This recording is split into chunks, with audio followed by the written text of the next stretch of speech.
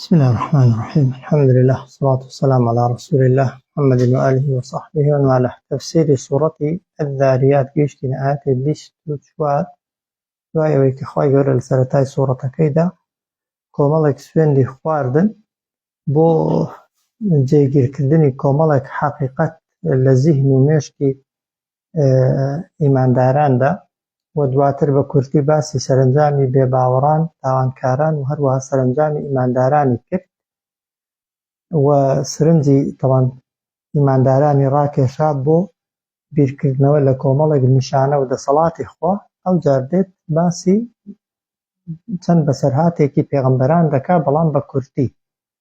دەفەرمێ هەل ئەتاکە حەدیث ضەیف ئیبراهیم المکرەمین، پێت گەیشتووە ئەی محەممەد صلی الله عليه وسلم بەسەرهات و دەنگ و باسی میوانەکانی ئیبراهیم المکرەمین کە زۆر ڕێزدار بوون، زۆر ڕێز لێگیراو بوون ئەمە لەلایەن خواوە کە گوتمان ئەو مەلائیکەتانە مەلائیکەتی تایبەت بوون، جیبریل، میکائیل، ئیسرافیل، کە هاتبوون بۆ لای ئیبراهیم پێغەمبەر سەلامی خوای لێبێ بۆ دوو مەبەست.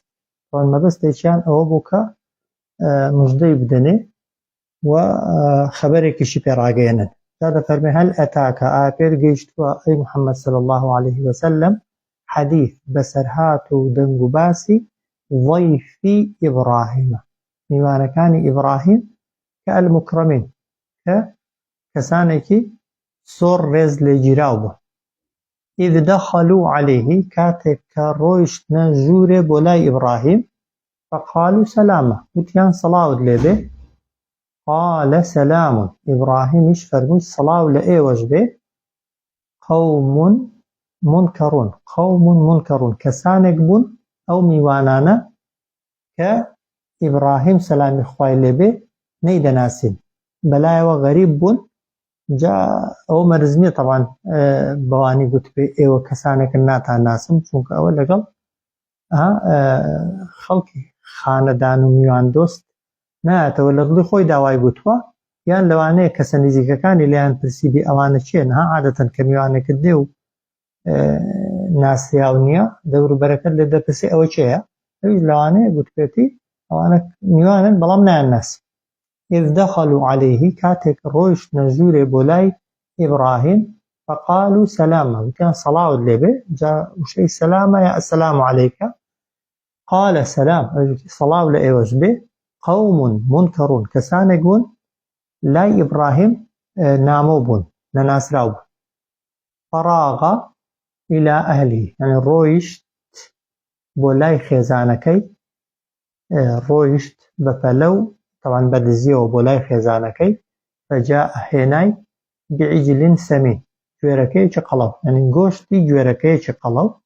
جا ئایا گوێرەکەی سەر بکەیوە هەر لەبەر خاتری میوانەکان، یان ئەوەتە گۆشتی گوێرەکەی لە ماڵەیدا بووە و بۆی برژاندون و حازر کردوون، هێناونی لە پێشی داناون. هەر چۆنێکی بێتە فاسیلەکەمان نییە. فەجاء یعنی فەراغ إلى ئەهلیه، ڕۆیشت بۆ لای خێزانەکەی. جا فەراغە یعنی ڕۆیشتن بە خێرایی و بە تەنهایی، یعنی بەبێ ئەوەی کەس هەستی پێ بکە، بۆ لای خێزانەکەی هێنای گوێرەکەیەکی قەڵەو، یعنی گۆشتی گوێرەکەیەکی قەڵەو. معلومە گوێرەکە خۆ بە خڕی دانادرێ، وایە. فقربه إليهم، نزیکی کردەوە گوێرەکەکە لێیان. فقربه إليهم، نزیکی کردەوە گۆشتی گوێرەکەکە لێیان. دیارە کە نزیکی کردەوە لە پێشی دانان دەستیان بە خواردنەکەی نەکرد، کە عادەتەن میوان ئەگەر لە دوورەوە بێت و لە نزیکەوە نەبێ لەوانەیە برسی بێت و زوو دەستی بۆ بە، بەڵام ئەوان دەستیان بۆ نەبرد و نەیان خوارد. ئەویش بە نەرمیەوە فەرمووی ئەلا تەئکولون، ئەو بۆ ناخۆن. فقربه إليهم، نزیکی کردەوە لێیان. فقال، گوتی ئەلا تەئکولون، ئەوە بۆ ناخۆن. طبعا کە نەیان خوارد، فأوجس، هەستی کرد، منهم لە بەرامبەریاندا خیفەتەن، ترسێک. فأوجس في نفسه خیفەتەن، هەستی کرد لە بەرامبەریاندا ترسێک، بەڵام یعنی شاردێەوە لە بەرامبەریاندا ترسێک، ترسێکی لێنیشت بەڵام نەیدەویست تەوان ترسەکەی دەرخا، بەڵام مەلائیکەتەکان میوانەکان هەستیان پێکرد، بۆیە گوتیان قالوا لا تەخەف، وتیان مەترسە طبعا لە ئاەتی کەدا لە شوێنی کە باز دەکا بەڵێن ئێمە نێردراوی خوین و ئێمە ناخۆین ئەوجار وەبەشەڕوه و مژدەشیان پێدا بەچی بغولامین عەلیم بەوەی کە لەدایک دەبێ دەتان بێ خوا پێت دەبەخشێ منداڵێکی کوڕی زۆر زانە واضحە کە مەبەستی طبعا ئیسحاقە جا فأقبلت امرأته برو رویان هات خێزانەکەی کە گوێی لە دنگەکەی بوو في صرة بقیجە و بە هاوارەوە ئەوجار فسكت وجهها دەیدا لە دموچاوی خۆی وقالت بەسەر سوڕمانەوە دەیگوت عجوز عقیم پیرەژنێکی نەزۆک منداڵی دەبێ فأقبلت امرأته برو رویان هات خێزانەکەی في صرة بە هاوار و قیژەوە فسكت وجهها دای لە دموچاوی خۆی کێشای بە دموچاوی خۆیدا وقالت عجوز عقیم گوتی پیرەژنەیەکی نەزۆک منداڵی دەبێ قالوا مەلائیکەتەکان سەلامی خۆیان لێبێ گوتیان کەذالکە هەر بەم شێوەیە کە گوتومانە قال ربك پەروەردگار دوا دەڵێ إنه بێگومان پەروەردگاری تۆ بێگومان خوا هو الحكيم العليم هەر ئەو دانا و زانایە قالوا كذلك وتیان هەر بەو شێوەیە کە بیستوتە هەر بەو شێوەیە کە پێمان ڕاگەیاندی قال ربك وتی قال ربك ئەو پەروەردگار دوای گوتووە قسەی پەروەردگارتە کە ئێوە منداڵتان دەبێ إنه بێگومان خوش پەروەردگاری تۆش هو الحكيم هەر ئەو دانا و زانایە ئەوجار قال فما خطبكم کەزانی ئەوانە مەلائیکەتن و لە مەلائیکەتەکانیش مقەڕەب و نزیکەکانن و دەیزانی ئیبراهیم کە مەلائیکەتی گەورە و تایبەت بەو شێوازە سێیان بەیەکەوە نایانە خوارێ و دانا بەزن بۆشتی گرنگ نەبێ بۆیە گوتی فەما خەطبکم ئەی ئیشتان چییە ئەیها المرسلون ئەی نێردراوانی خوا چۆنە هاتوون یعنی قال گوتی فەما خەطبکم ئیشتان چییە بۆچی هاتوون بۆ سەرزەوی ئەیها المرسلون ئەی نێردراوانی خوا قالوا گوتیان إنا أرسلنا إلى قوم مجرمين بێگومان ئێمە نێردراوین بۆ لای گەلێکی ستەمکار قالوا گوتیان إنا بێگومان ئێمە أرسلنا نێردراوین ڕەوانە کراوین إلى قوم مجرمين بۆ لای گەلێکی تاوانبار کە مەبەستی قومی لوطە لنرسل عليهم بۆی بنێرینە سەریان دابارێنین بە سەریاندا حیجارەتەن بەرد من طین کە لە قوڕ دروست کراوە بەرد کە لە قوڕ دروست کرابێت تاوان بەردی قوڕی هەیە بەرد تاوان بەردی لە قوڕ دروست کراوە یعنی قوڕ کە شێلات و بەیەکەوە نووساند و گەرمت کرد وەکو خشتەی ڕقیەکەی وەکو ڕقی بەردی لێدێ مەبەستی ئەو قوڕانن کە خڕ کراون وش کراونەتەوە جا بە تاویان بە ئاگر ئەوجار خوای گەورە دەیەوێت ئەوانە ببارێنێ بەسەریاندا لنرسل عليهم بۆی بنێرینە خوارێ بەسەریاندا یعنی لەناو ببین ئەو خەڵکە بە حیجارەتەن بە بەردانێک کە لە قوڕ دروست کراوە واضحە ئەوجار دەفەرمون مسەوەمەتەن نیشانە کراون ئەو بەردانە عند ربك لەکن پەروەردگارت دەفەرمون هەر بەردێک لەو بەردانە نیشانەیەکی لێدراوە کە نیشانەکە بریتی بووە لە نووسینی ناوی ئەو کەسەی کە دەبێت پێی بکەوێت هەموو بەردێک ناوی کەسەکەی بەڵێ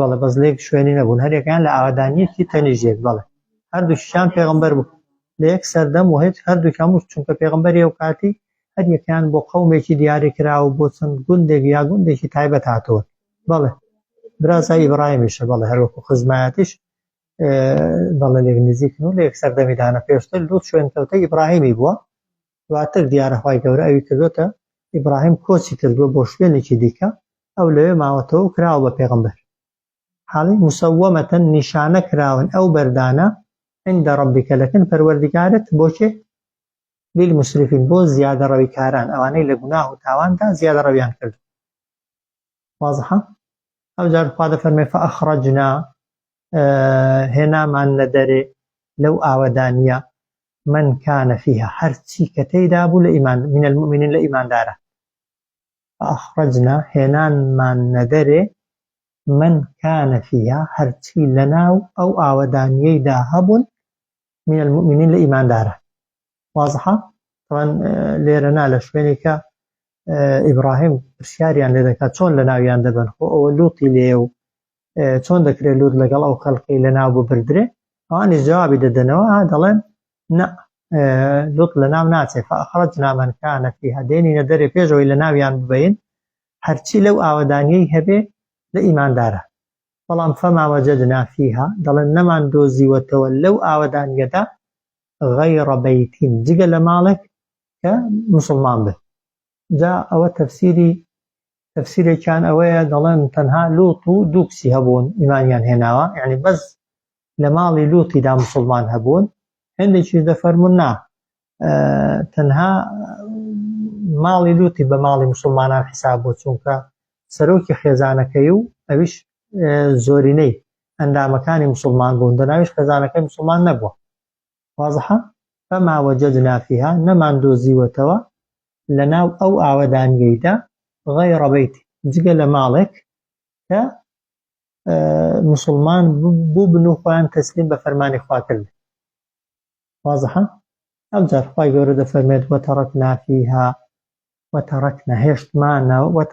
فيها هێشتمانەوە ئەو بەسەرهات و ڕووداوە ئایەتەن وەکو نیشانە و بەڵگە للذين يخافون العذاب الأليم بۆ ئەو کەسانەی کە دەترسن لە سزای بەئێش واضحە وتەرەکنا فيها ئایەتەن هێشتمانەوە يعني فيها لە ئاوەدانیەکەیدا ئەو يعني نیشانەی بە هیلاکەتی و لە ناوچوون بۆچی بۆی ئایەتەن بۆی ببێتە بەڵگە للذين يخافون العذاب الأليم بۆ ئەو کەسانەی دەترسن لە سزای بەئێش حاڵێ وتەرەکنا فيها هێشتمانەوە نیشانەکانی خەراببوون و وێرانکاری لە ئاوەدانیەکەدا بە ئاوەدانیەکەیەوە بۆچی ئایەتەن بۆی ببێتە بەڵگە للذين بۆ ئەو کەسانەی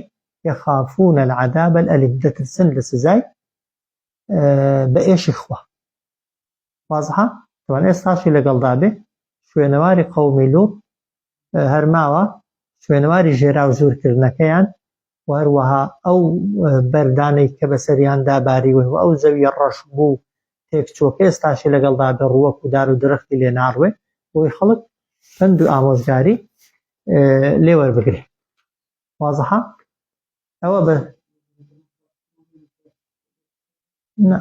بردیان بەسەر داباریوە وفي موسى وهروها لبسرهاتی موساجدا چەندان پند و ئامۆژگاری هەن إذ أرسلناه إلى فرعون کاتێک کە ڕەوانەمان کرد بۆ لای فرعون واضحە وفي موسى لبسرهاتی موساجدا يعني چەند پند و ئامۆژگاری و دەرسێک هەن إذ أرسلناه کاتێک کە ئێمە موسامان نارد إلى فرعون بۆ لای فرعون بەچی بسلطان مبين ببلغو نشانەی ڕوون و ئاشکراوە کە بەڵگەکەی چ بوو گۆچانەکە و دەستەکەی تەمان یەکەم جار وەکو موعجیزە پێ بوو لە بەسەرهاتی موساژدا کاتێک ڕەوانەمان کرد موسا بۆ لای فرعون بە بەڵگە و نیشانەی ڕوون و ئاشکرا بەڵام چی کرد فتەوەلا پشتی لە موسا کرد بڕوکنه یعنی بەو کۆمەڵە و سەرباز و دەسەڵاتەی کە لەگەڵی دابوون هەمووان بەیەکەوە هەر بەتەنێنا فتەوەلا پشتی تێکرد بڕوکنه یعنی بە هەموو هێزیەوە بە هەموو قووەتیەوە بە هەموو سەربازەکانیەوە واضحە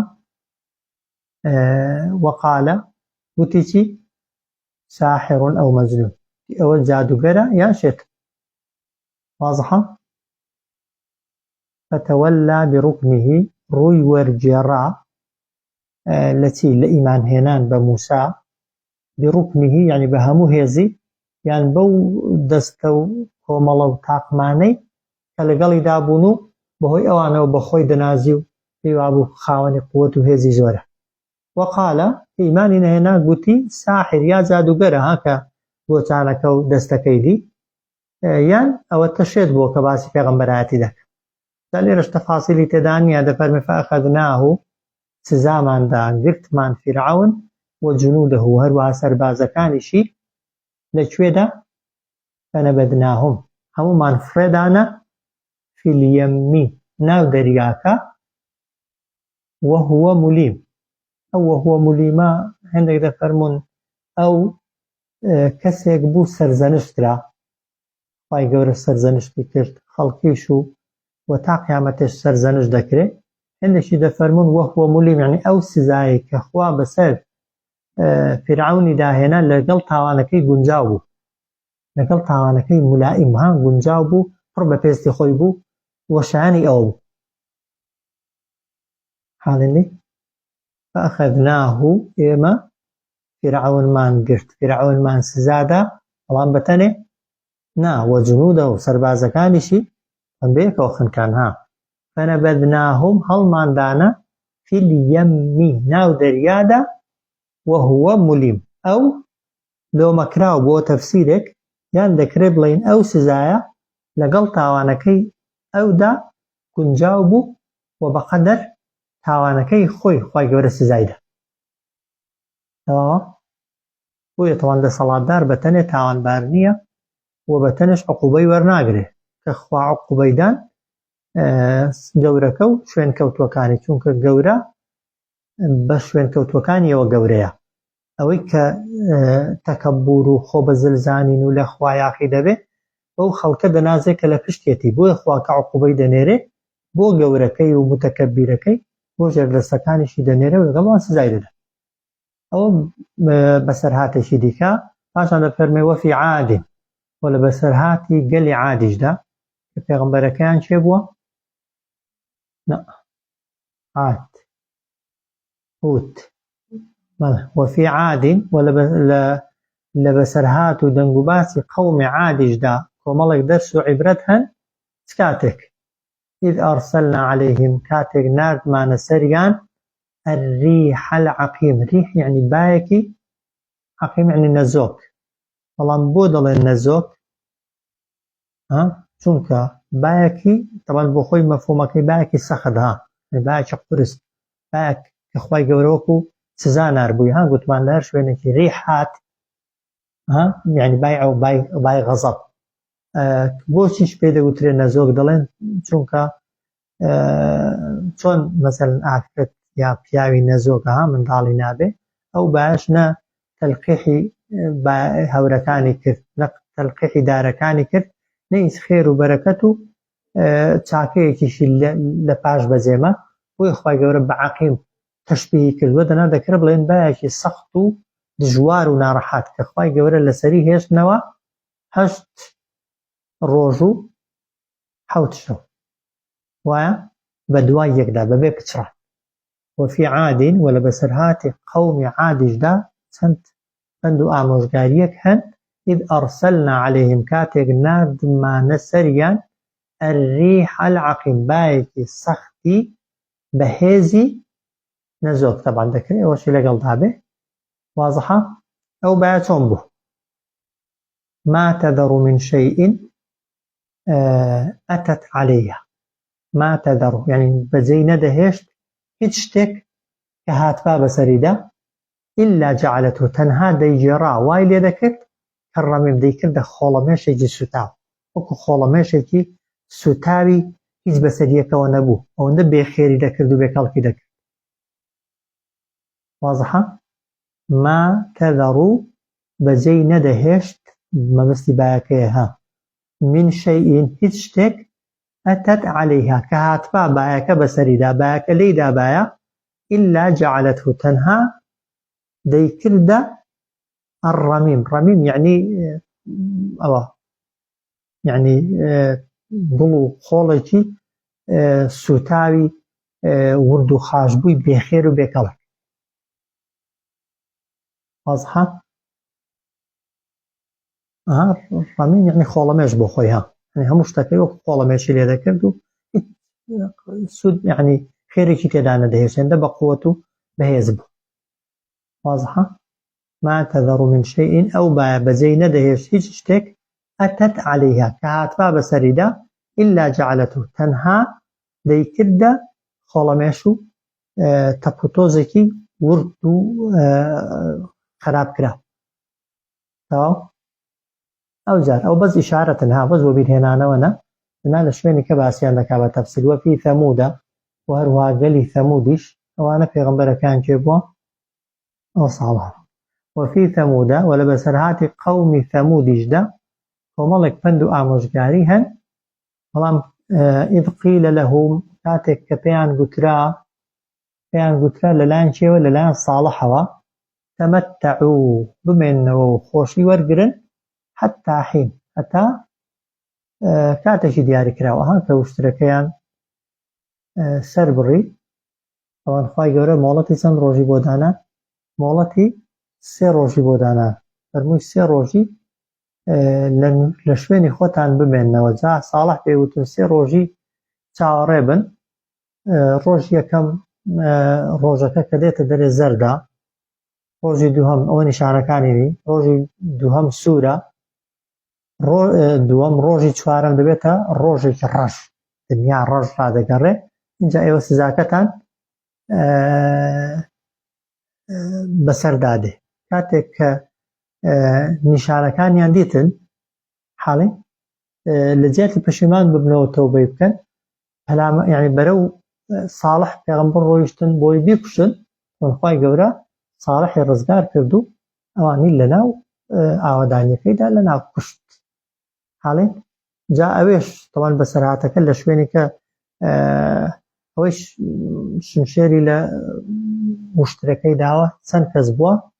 1 پیاوێک بە ناوی قەدار، تەبەن 7 کەسێکی لەگەڵ بوون، یارمەتیان داوە و هانیان داوە. باقیەکەی دیکە زۆرینەی خەڵک لی بێدەنگ بووە، بۆی خوای گەورە هەم ئەوەی شمشێرەکەی وەشاندووە ئەوەی کە هانی داوە و ئەوەشی کە لە خراپەکەی لە مونکەرەکەی بێدەنگ بووە هەر هەمووی سزا داون بێکەوە بە هەورە تریشقە یا بەدەنگەکەی کوشتونی تەنها ساڵح کە ئینکاری کردووە لەگەڵ ئەوەندە کەسانێکی ئینکاری خراپەکەیان کردووە ڕزگاریان بوو. وازحە؟ بۆی زۆر جار بێدەنگی لە تاوان ئەگەر ئینسان دەسەڵاتی هەبێ دەبێت شەریکی تاوانەکەی. لای کەمی ئەگەر لە قیامەتش تۆزێک جیاوازیت هەبێ لە دنیا کە خوا عقوبەتدا لەگەڵی عقوبە دەدرێت. وفي ثەموودە لە بەسەرهاتی ثەمودیشدا دەرس و عیبرەت هەن ئیذ قیلە لەهم کاتێک گوترا پێیان تەمەتەعوو یعنی بمێننەوە خۆش ڕابوێرن حتا حین تا ماوەیەکی دیاریکراو. بەڵام ئەوان چیان کرد؟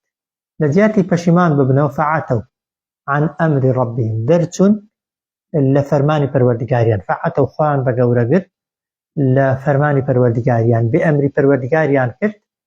وی فەئەخەدەتهم الصەیحەة ئەوانی گرت تووشی ئەوان بوو ساعقەیەک. جا ساعقە هەندێک دەفەرموون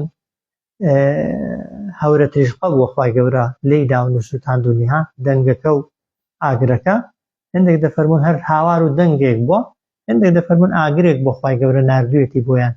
گرنگ خوای گەورە بە ساعقەیەک بە دەنگێک کە ئاگری لەگەڵ بۆ، جا دەنگی هەوریە یا هەر دەنگێکی دیکەیە مشکلە نییە.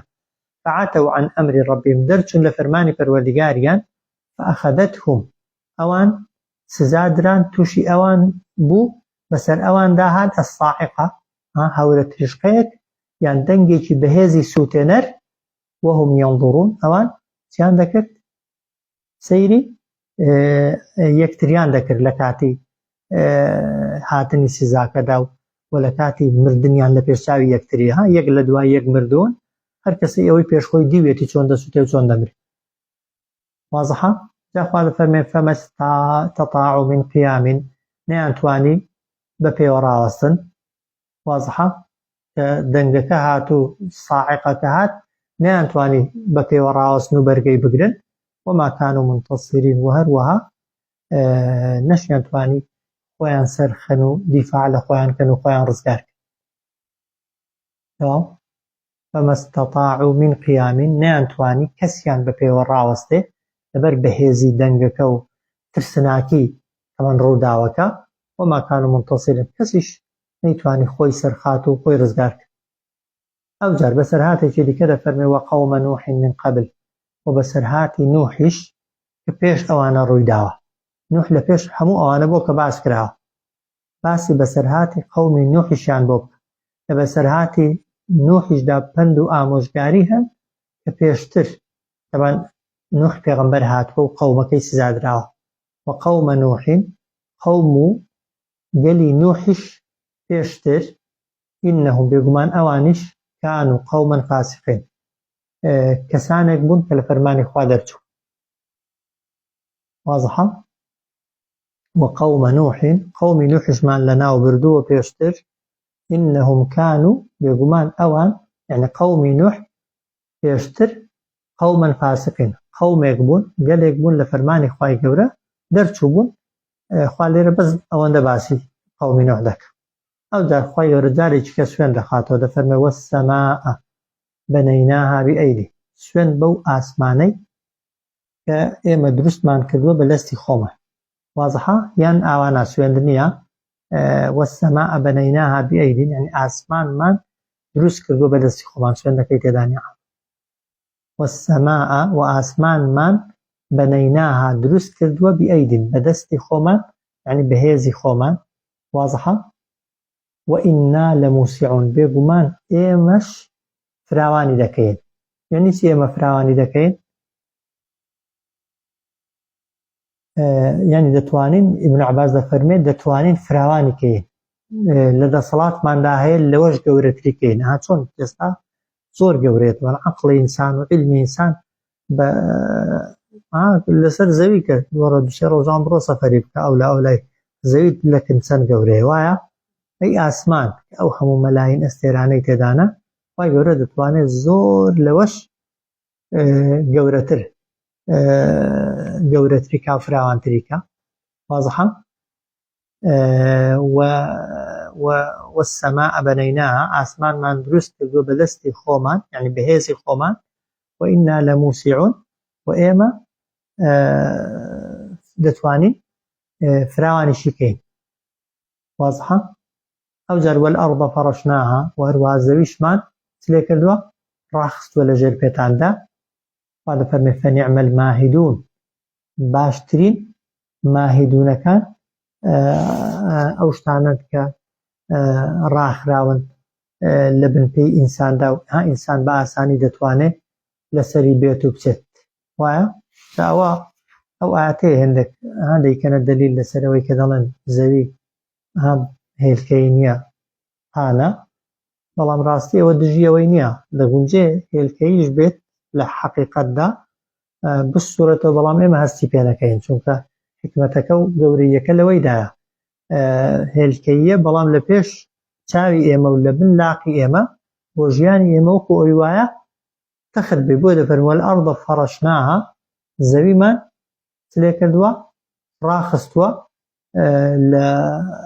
بۆ تەوان بۆ ئەوەی ئینسان لەسەری دانیشتەجێ بێت و لەسەری بژیێ و هەروەها دەفەرمێت فەنیعمە الماهیدون باشترین ماهید یعنی ڕاخەر و فراوانکرد شتێکە کە فراوان کراوێت. واضحە؟ فەنیعمە الماهیدون یعنی ئێمە باشترین کەسێکی کە بتوانین ڕایخەین و هەوا لە ژێر پێتاندا مسەخەری کەین. تەواوە؟ ئەجا بۆ بە دەڵێن بەس جەمعی هێناوە ناڵێ فەنیعمە الماهید دەفەرموون بۆ تەعظیم خوای گەورە بە کۆهێناویەتی دەناخۆ بەس خوا بۆ خۆی ڕاخەری زەویە وایە و دەشکرێ وتمان مەلایکەتەکان ئیشیان پێسپێردراوە دەگونجێ خوای گەورە بە مەلایکەتەکان ئیشەکەی بکات و ئیشەکەی کردبێ بۆی بە کۆهێناویەتی. فەنیعمە الماهیدون باشترین ڕاخەری زەوی کێیە؟ طبعاً ئێمەین. واضحە؟ ئەجا خوا دەفەرمێ ومن كل شيء خلقنا و لە هەموو شتێک دروستمان کردووە زەوجەین دوو جۆر نێرومێ هەموو شتێک ئینسان ژیاندار دار و درەخت ڕووەک هەرچی هەیە ومن كل شيء و لە هەموو شتێک خلقنا دروستمان کردووە زەوجەینی دوو جۆر دوو ڕەگەز نێرومێ لعلكم تذكرون بە ئومێدی ئەوەی ئێوە پند و ئامۆژگاری وەربگرن و بیرکەنەوە. ئەو جار خوا دەفەرمێ فەفیڕوا إلى الله. فەفیڕوا یعنی چی؟ یعنی ڕاک هەڵێن بۆ کوێ؟ بۆ لای خوا. مەبەست ئەوەی یعنی پەناو هاوار و دەنگتان بۆ داوای یارمەتیتان، پەرستش و دوعاکانتان، داخوازی و داواکاریەکانتان دنیاین یا قیامەتین هەر هەمووی بەرەو خوا ببەن و هەمیشە هەوڵ بدەن بە خێرایی لە خوا نزیک ببنەوە و خۆتان بخەنە ژێر پەنای خواوە. وازحە؟ وەکو پێغەمبەر صلی الله عليه وسلم کە دەیفەرمێ لا مەلجأ ولا منجئ منك إلا هانێ پەناه هیچ پەناگا و جێگایەک نییە پەنای بۆ ببەیت ئیلا خوا نەبێ. وازحە؟ هەندێکی دەفەرمون معنای ئەوەیە ڕاکەن لەو تاوانانەی کە بەهۆیەوە ئینسان عقوبە دەدرێت لە کوفر و تاوان و خراپە بە خێرایی بڕۆن بەرەو جێبەجێکردنی فەرمانەکانی خوا کە لەسەری پاداش وەردەگرنەوە. کوردەکەی ئاسانە فەفیڕوا یعنی ڕاکەن بڕۆن بە خێرایی بۆ لای خوا. ئینی لەکم بێگومان من بۆ ئێوە، ئەوە قسەی پێغەمبەرە، منه لەلایەن خواوە هاتووم، ئەو جار نەذیر مبین ئاگادارکەرەوەیەکی ڕوون و ئاشکراش. فەفیڕوا إلى الله ڕاکەن بڕۆن بە خێرایی بەرەو خوا. ئینی لەکم بێگومان من بۆ ئێوە، منه لەلایەن خواوە نەذیر ئاگادارکەرەوەیەکی مبین ڕوون و ئاشکرا. تەواو؟ ئەو جا دەفەرمێ ولا تجعلوا مع الله ولا تجعلوا يعني بڕیار مەدەن مەپەرستن لەگەڵ الله إلها آخر پەرستراوانێکی دیکە. ولا تجعلوا يعني مەجێڕن بڕیار مەدەن مەیکەن بەخوای خۆتان لەگەڵ ئەڵڵادا إلها آخر پەرستراوانێکی دیکە. دیسان دەفەرمێ ئینی لەکم منه نەذیر مبین بێگومان من بۆ ئێوە لەلایەن خواوە هات نێردراوم ترسێنەرێکی ڕوون و ئاشکراوە. وازحە؟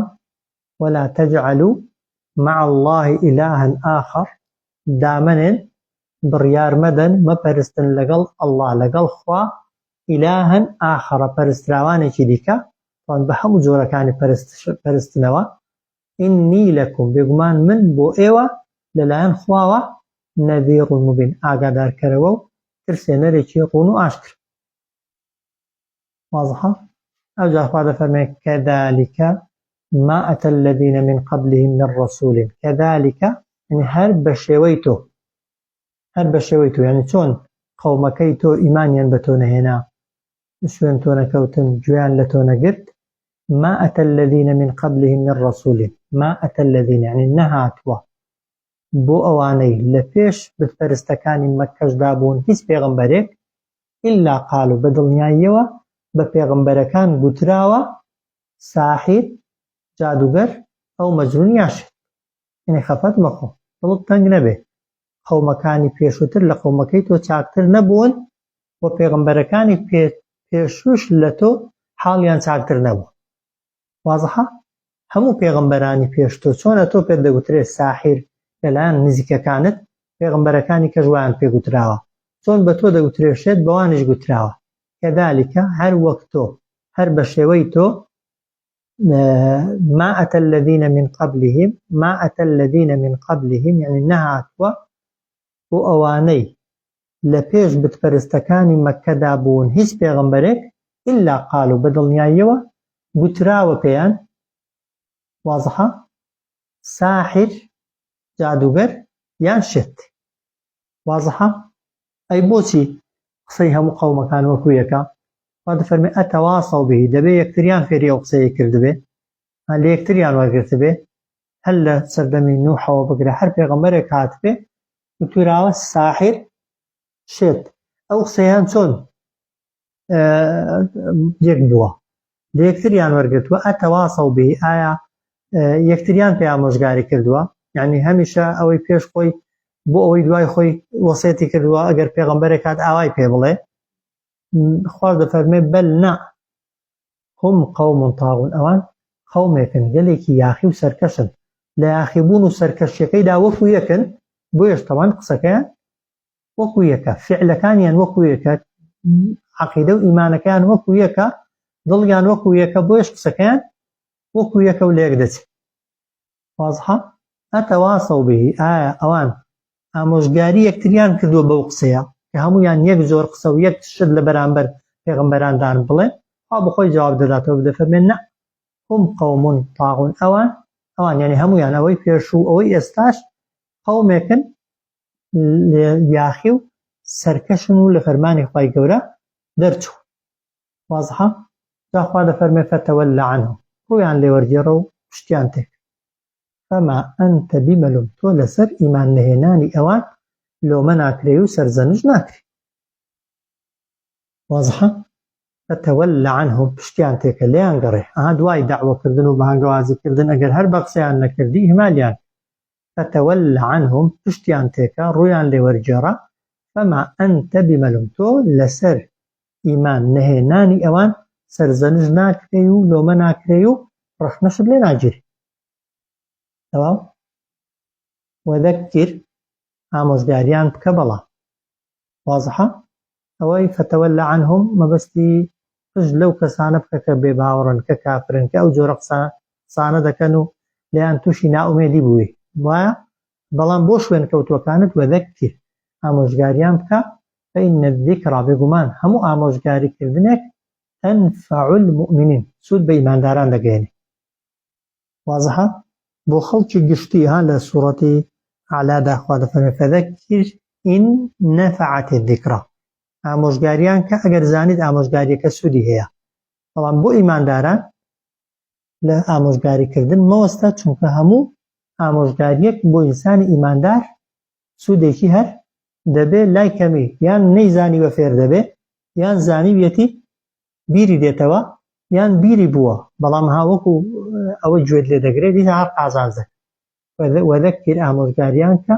فإن الذکرا، بێگومان هەموو ئامۆژگاریەک سوود بە ئیمانداران دەگەێنێ.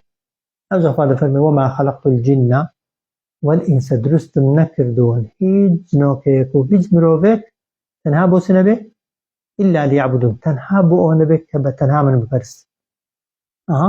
ئەوەی کە پرسیارە نەمرەکان، پرسیارە هەمیشەییەکان لەکوێ هاتووی، بۆچی هاتووی، وایە یەکەم پرسیارکە لە بێ لە خۆتی بکەی و جوابت پێ بێ لەکوێ هاتووی دەبێ بزانی بۆچی هاتووی. تەمەن حکمت و فەلسەفەی مرۆڤ و جن لە دنیادا عیبادەتە. بۆیش خوای گەورە کە دروستی کردوین بە خواپەرست دروستی کردوین، بە فیترەت پاک دروستی کردوین، و تا ئەو کاتەشی ئینسان باڵغ دەبێ خوای گەورە هەر لەسەر فیترەت پاکیەکە دەتێڵێتە. وازحە؟ بۆیە وەزیفەی ئینسانی ئیماندار، هەموو ئینسانێک نەک ئیماندار، جن مرۆڤ بریتێ لە پەرستنی خوا، بەس هەموو کەس وەزیفەکەی جێبەجێ دەکات؟ نەخێر، بێگومان وەما خەلەقت الجن، دروستم نەکردوون هیچ جنۆکە و هیچ مرۆڤێک إلا ليعبدون، تەنها بۆ ئەوە نەبێ من بپەرستن. چۆنیش بپەرستن؟ طبعا هەندێک دەفەرمون ليعبدون یعنی لیوحیدونی، بۆی بە تەنها من بپەرستن. جا پەرستش پارانەوەیە، پەرستش لێترسانە، بە قسێکردنە، پشت پێبەستنە، خۆشەویستیە، شەریعەت و یاسا لێوەرگرتنە، گوێڕایاڵیکردنە بە ئەنواع و بۆ هەموو جۆرەکانی پەرستن، نەک تەنها سوزدە برد. وازحە؟ هیچ مرۆڤێک، هیچ جنۆکەیەک بۆ هیچ ئیشێکی کە دروست نەکراوە لە دنیادا تەنها بۆ ئەوە نەبێت کە خوای گەورە بە تەنها بپەرست. جا خوا دەفەرمێ ما ئوریدو منهم من ڕزق، خۆ من نامەوێ ئەوان ڕزقم بدەن. ما ئوریدو، نامەوێ منهم لە ئەوان، من ڕزق، هیچ خواردنێک، نەک خواردن بدەن بە من، ئەوە هیچ بە خواردن بە خوای نادەن، خواردنی خۆشت لەسەر خۆ دنیا وایە. وما ئوریدو ئەن یوطعمون، و هەروەها ناشمەوێ ئەوە بکەن، ئەنی خۆراک بدەن بە من، چونکە من دەوڵەمەند و بێنیازم، پێویستم بە خواردن و خۆراک و ڕستی هیچ کەسێک نییە. وایە ما ئوریدو منهم من ڕزق، نامەوێت لێیان هیچ خۆراک و خواردنێک پەیداکەن. وما ئوریدو، و ناشمەوێ ئەن یوطعمونی، یائێکی مەحذوفی لێ، یعنی خواردن و خۆراک بدەن بە من. بۆ؟ چونکە ئین الله، بێگومان خوا، هو الرەزاق، بە تەنها زۆر ڕۆزی دەرە، ذوالقووە، خاوەنی هەموو هێزێکە، ئەلمەتین، زۆریش هێزەکەی پتەوە، قایمە. تەواوە؟ إن الله بجمان خوا هو بتنها الرزاق زور روزي درا وان جيان دبرو روح لبرك نية لكون دا خوا درستي كربيت ورسلي ندابيت نيدا ذو القوة خاواني هيزيشم المتين وزورش بهيزو بتو واضحة؟ أوجه قال فرمي فإن للذين ظلموا بجمان بؤو كساني كستمكار بون ذنوب أو الذنوب نهاية ذنوبة ذنوب يعني بشي خوان هي لعقوبة ولا سزا مثل ذنوب أصحابهم وكو بشي هاو ريكانيان فلا يستعجلون باقلي النبي زور قوم كاني بيشو ترك لبي باوريدا لدجاتي كردني بيغمبران دا وكو أوان بون بشي سزاي خوان ورقرد أوانيش بشي سزاي خوان هر وردقرنو بوان داندراو باخبيان نبي ها كافر كان داود أجر بيغمبري دي خيراكا دي استادي هذا فرمي فإن للذين بيقومان بو كساني كستمكار بون ذنوبا يعني بشي سزاي خوان بودان دراوة مثل ذنوب أصحابهم هاو شيوي بشي هاو ريكانيان فلا هاو ريكانيان مبستي نتوى هاو شيوكانيان فلا يستعجلون بعد توس فلا النبيتو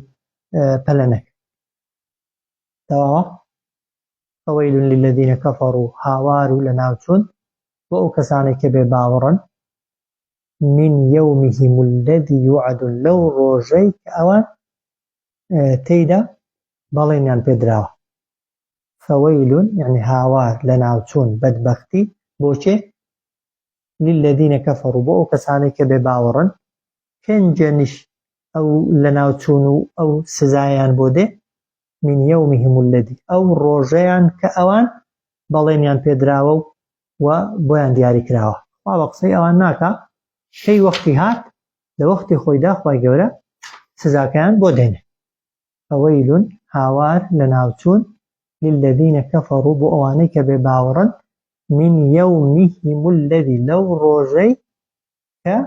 ڕۆژەی ئەوان الذي يوعدون کە بەڵێنیان پێدراوە و ئەوانی پێترسێنراوە. صلى الله على سيدنا محمد.